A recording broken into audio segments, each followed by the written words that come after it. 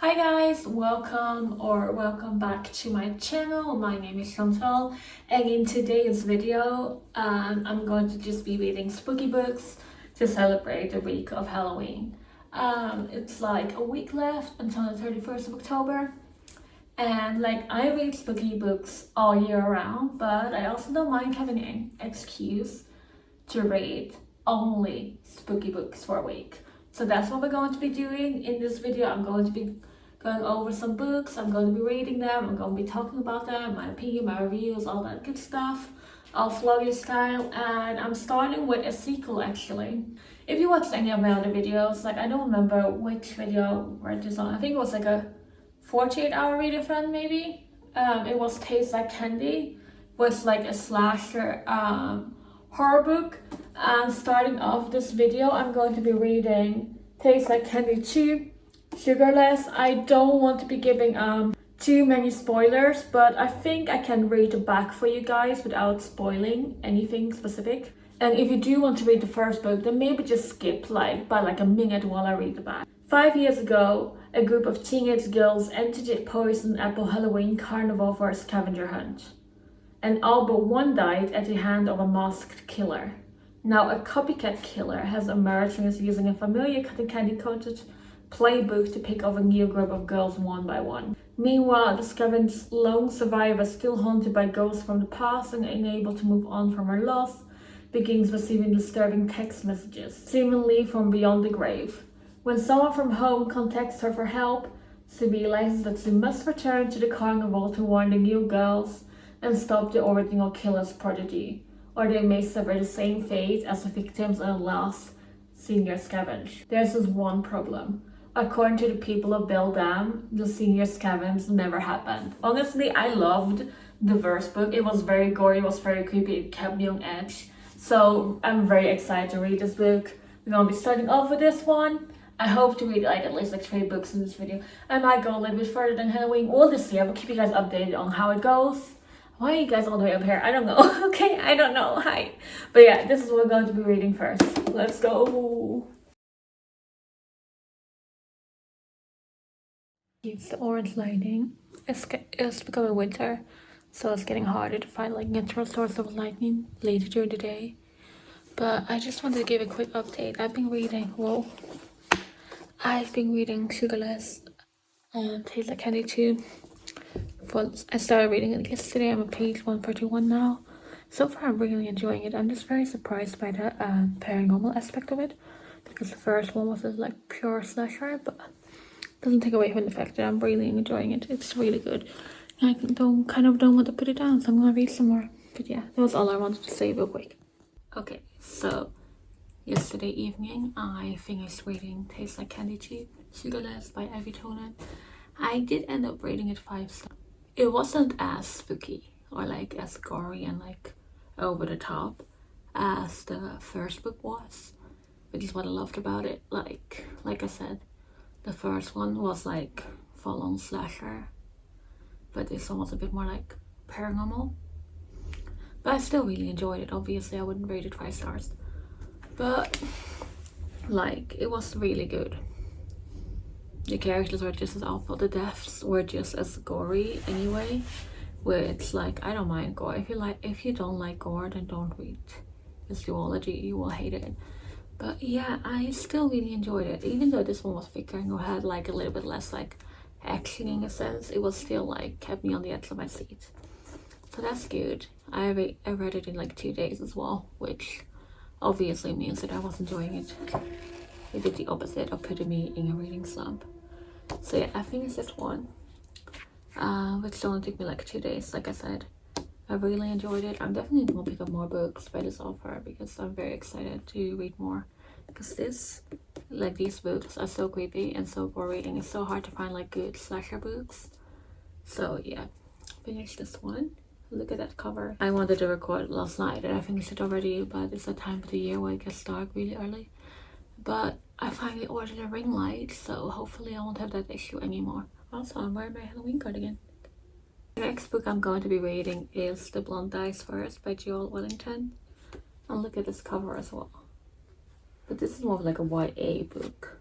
This is not gonna be as gory or as creepy, I don't think. I picked it up mainly because of the cover. I don't think I even read the back when I bought it. Like, can you blame me? Honestly, can you blame me? So let's just read the back together. Being married was not on the summer bucket list. Devon is determined to give her twin sister Drew the best summer ever before she heads off to college, no matter the cost. So when a Ouija board is pulled out at an exclusive private party, the twins are game. After all, it's just a bit of harmless fun, right? Wrong. A demon has been released from the board and is hell-bent on hunting down Devon, Drew, and their friends. Now the group finds themselves living out a slasher movie plot, and everyone knows the blonde dies first. So this is kind of also like a slasher paranormal, but I think this one is supposed to be more YA. Don't quote me on that though. I think this is the person who wrote their Vicious Games. I haven't read that one, but I've heard a lot of good things about it. So I'm very excited to read it. And like I said, the cover. So yeah, I don't think this one is as thick as the other one. Let me check. No, this one's like 320 pages. This one was 360, 370 pages, but it looks so much bigger. Look how wide this is. So yeah, I'm going to be reading this next. Dodo.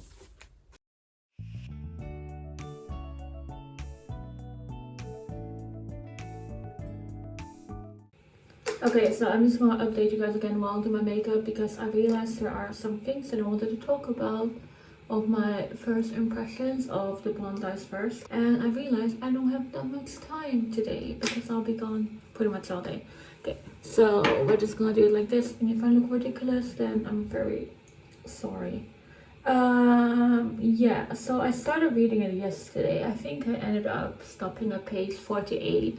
I read the synopsis for you, I think, right, about the Ouija board and stuff.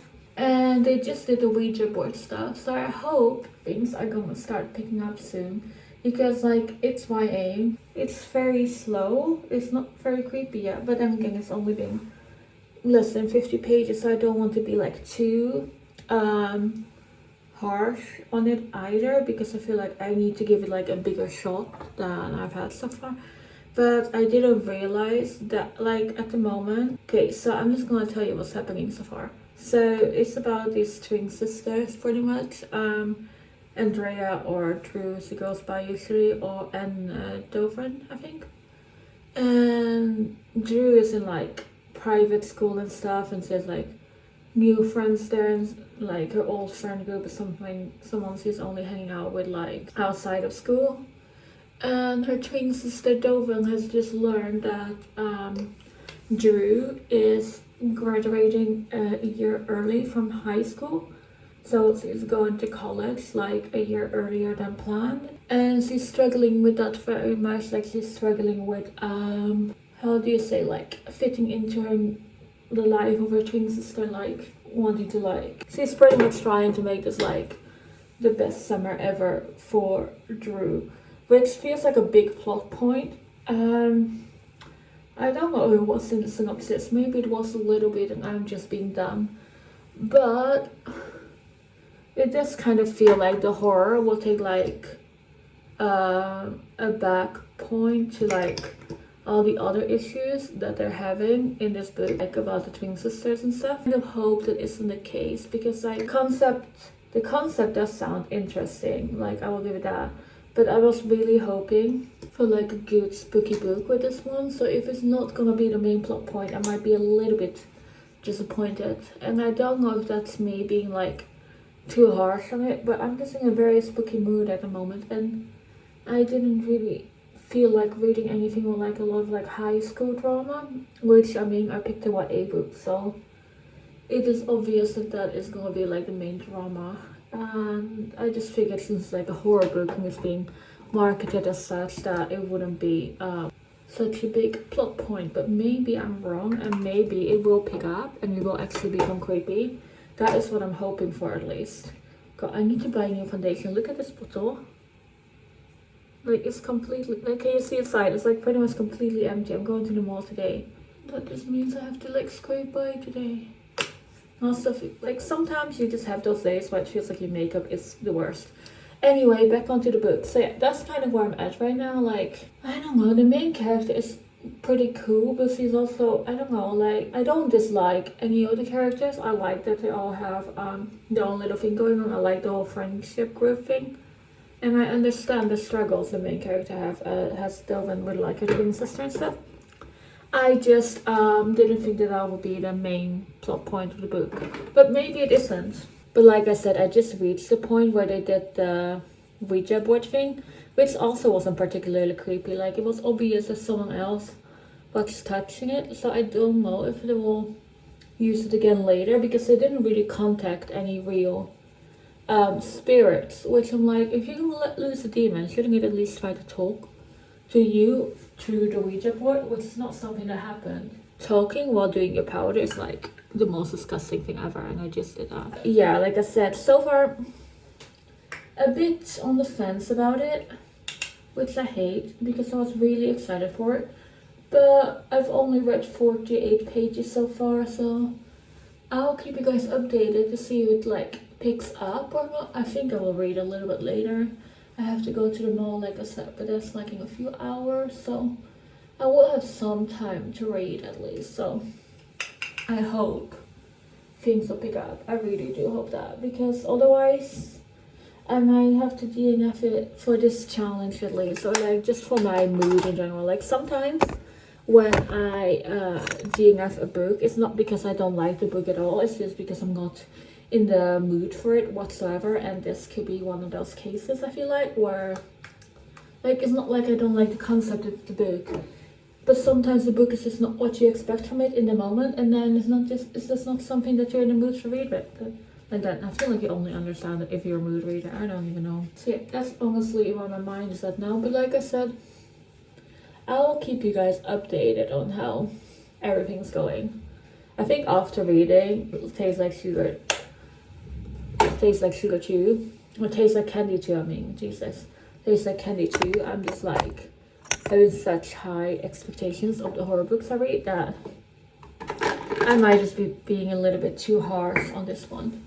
But yeah, I'm going to finish my makeup again and writing stuff, and we'll keep you guys updated on what I think of the book. I just wanted to give you a quick update while multitasking because I don't have that much time today. So yeah, I'll keep you guys updated on if it picks up or if it's a DNF or all that good stuff. Okay, I'm about like 100 pages into the Blondice first, and things are starting to pick up. But like I said, it's YA horror, so it's not that creepy. It's very like, obviously it has to be fairy tame, which is not necessarily what I was hoping to be reading right now, but it's not the worst I've ever read. It's not that bad. It's still a bit spooky, I guess. It's just like the whole like demon that's chasing them just feels so childish in a way, which I mean I get because YA is not that spooky. It's a bit like not disappointing. It's just not as scary as I was hoping it would be. I'm gonna keep reading it though. I will be finishing it soon, I think probably tomorrow. I don't think I'll be finishing it today, but maybe, who knows, it depends. Maybe things will start picking up more.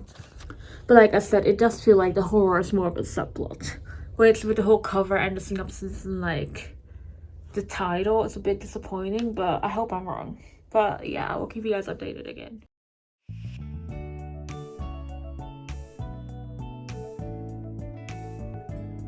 Okay, I finished reading The Blondice first, and I think my expectations were just a little bit too high, if I'm being honest. Like, I think that might be up to me because I had such high expectations of this book. I thought it was going to be really creepy, but like I said, the horror felt kind of like a side plot compared to like the main thing, which was a bit disappointed because I went into this thinking it was just like a pure horror book, which it wasn't. Very YA, very not like gory or creepy. I rated it 3 stars, which I think is a bit generous, but I think that's mainly because I feel like it was my fault that I like had the wrong expectations of this book. It wasn't bad, the writing wasn't bad, it just was very YA, not creepy at all in my opinion. So yeah, 3 stars. I skimmed read like epilogue, to be honest, because I got so bored with it. So yeah, 3 stars is a bit generous, but that's what we're going with. Definitely not for me. If it is for you, that's great. If you're into horror that's not like too creepy or too gory or anything like that, then this might be for you. For me, I just like my horror to be a bit more like actually scary. So it's already November, like 1st or 2nd, I don't remember. And so I'm gonna be reading another book for this video because why not? I feel like I'm still my a spooky book month mood, but we're gonna go into the Christmas vibe. Okay, we're gonna read Christmas Kiss by Peter Swanson, which is really short. It's like less than 100 pages. December 1989, Ashley Smith, a bright-eyed American studying in London, has unexpectedly been invited by a classmate, Emma Chapman, to spend Christmas at Starwood Hill, her family's seemingly idyllic Cotswold Manor house. But there's something strange about the old house, both stately and run down. What could the true motives of the mysterious Chapman family be? And what horrors may lie beyond the pages of Ashley's diary? This might be a bit more of a thriller, but honestly, I think it still counts as spooky, right? To me, it does at least. It gives me like seriously creepy vibes, and the cover is kind of cool. So yeah, we're gonna be reading this.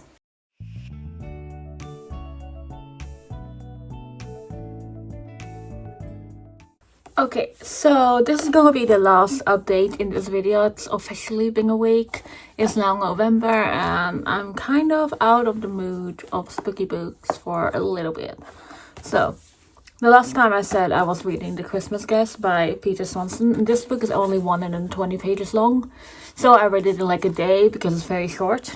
My thoughts on this book are kind of all over the place. It's very thin, it's very easy to read, but I only rated it 3 stars, and the reason for that is that it's the thriller aspect, the plot twist is very obvious to me.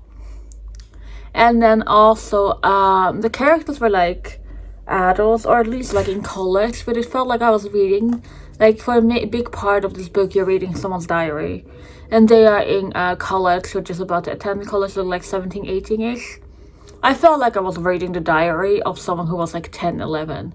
Like the age it read as and the age of the person who was writing it did not match in my mind. Like, she felt way too childish, and that was really throwing me off. And then the whole plot twist was not really twisting at all, to be honest. It wasn't the worst book I've ever read. It's very hard, in my opinion, to tell a good story, especially like a thriller, in like such short pages. I always prefer it to be like fully fleshed out, so I knew it was a risk when I picked this one up, because short stories don't always like they don't always like hit right. So yeah, 3 stars, so very, very, very average. Nothing spectacular, nothing that really stood out to me, but also not the worst thing I've ever read. Does that make sense? Does any of that make sense? I think it does. So yeah, for this video I read 3 books. I read this one, which I rated 3 stars, and I read The Blonde Eyes first and Tastes Like Candy Cheap. And 2 out of 3 of those books are very mediocre, like The Blonde Eyes first and this one I both rated 3 stars, because they both just didn't stand out to me. They weren't spooky really, they were just a bit like disappointing, because I had higher expectations for them. And that could also be on me, obviously. Like, I could have interpreted these books and like the synopsis a different way than they were meant to. But yeah, no, Tastes Like Candy Cheap was definitely my favorite. Like, that whole duology is so spooky, it's so creepy. And if you do want to pick up like a good horror book, I would definitely recommend those, because those are creepy, they're disturbing, they're scary, they're gory, they're horrifying, and they actually like have you like, what the fuck is happening, which I need in my horror books. So yeah, those are definitely recommendations. The other 2 I'm like I'm not saying you shouldn't read them at all, because 3 stars is not bad, it's very average, and I know for a fact that some people will really enjoy them. So I would say, like, if you are interested in them, like, actually like look into them and like see if it's something you would enjoy, instead of just like listening to me, because like our taste could be very different. Like, if you don't like gory to creepy horror, then The Blonde Eyes first might actually be like good for you, to be honest. But if you do like proper horror and like gore and stuff, then Tastes Like Candy is the way to go. And this one, it's just like a quick Christmas thriller. I mean, pick it up if you need to like catch up on your Goodreads haul. That's why I wanted to read it, mainly. So yeah, that's all the books I read for this video. So I read 3 books in 1 week. I've been kind of like just reading and reading. I don't have anything else to do. So yeah, that's what's been going on there.